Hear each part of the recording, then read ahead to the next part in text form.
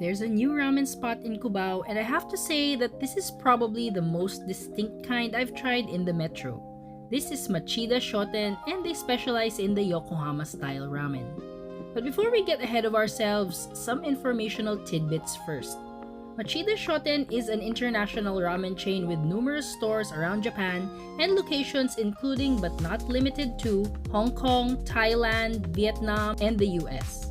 In the Philippines, there are provincial branches in Tuguegarao and Isabela, while this Farmers Plaza location is their first in Metro Manila. Looking at the menu, have you spotted the difference? The first thing I noticed is the use of quail eggs instead of chicken eggs for most of the ramen they serve, though you can order additional chicken eggs. Yokohama popularized the Yekei style of ramen that mixes rich pork and chicken tonkotsu broth with a shoyu or soy sauce tare.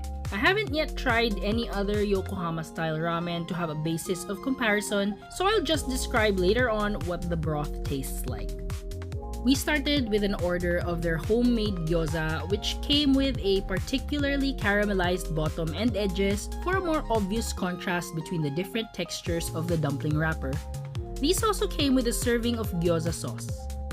I noticed that the meat filling on these dumplings were sufficiently packed in and they weren't loaded with extenders. The ramen bowls arrived next, and we ordered the ultimate chashu ramen and the vegetable champion. For the same price, the Max Yokohama Tonkotsu ramen features 3 slices of chashu, a quail egg, and a chicken egg, while the ultimate chashu ramen has 5 slices of chashu and a quail egg. We selected thin noodles for this and just ordered an additional chicken egg.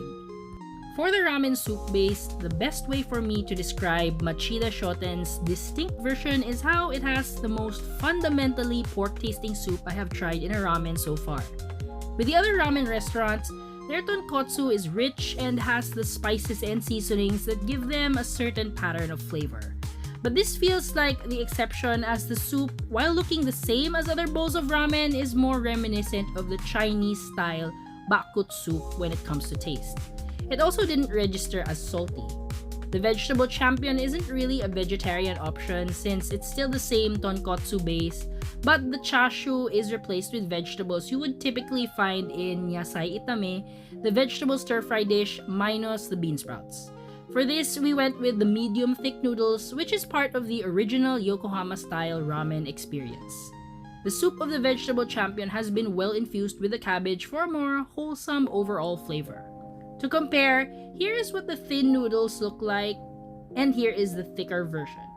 At first, I thought thicker would mean something like udon noodles, but it turned out to be closer in thickness to pancit canton noodles. Texture-wise, the noodles were on the softer side rather than al dente. Now a quick note on the condiments. Here is some salty chili bean paste with a strong tart scent and taste of fresh chilies.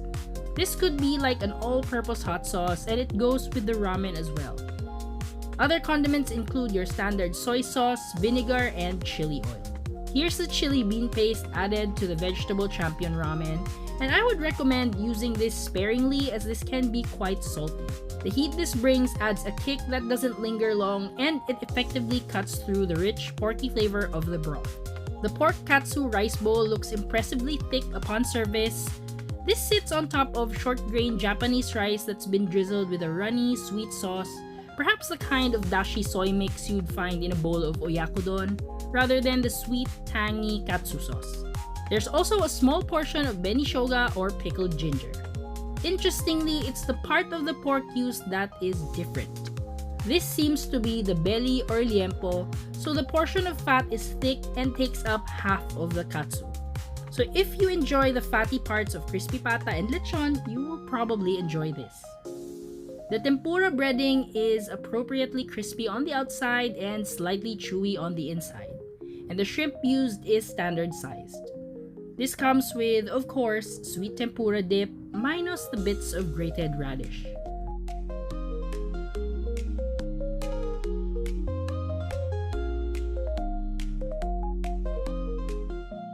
The takoyaki contains 6 pieces in an order, and this version leans towards smooth textured layers as opposed to some takoyaki vendors that make theirs with big chunks of chopped vegetables. The inside is creamy, a sign of the proper texture contrast between the crust and the inside, though you get about this much octopus per piece. Please subscribe for more content like this.